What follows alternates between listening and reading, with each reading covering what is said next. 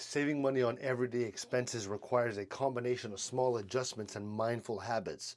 One of the simplest ways to cut costs is by planning your meals and grocery shopping carefully. Preparing a shopping list and sticking to it can help avoid impulse buys, while buying in bulk or choosing generic brands can significantly lower your grocery bill. Cooking at home instead of eating out is another easy way to save money and also allows you to control portion sizes and ingredients. All right? Now, another area where savings can add up is transportation.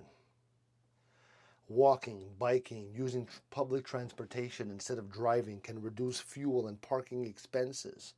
If you must drive, consider carpooling or using ride sharing services when possible. Additionally, reducing utility usage can lower your monthly bills.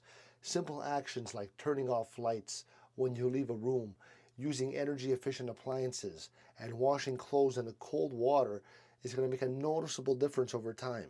Now, when it comes to entertainment, look for free or low cost activities like outdoor events, community gatherings, or streaming services instead of costly outings. Also, consider reviewing subscriptions or memberships that you no longer need, such as unused gym memberships or magazine subscriptions.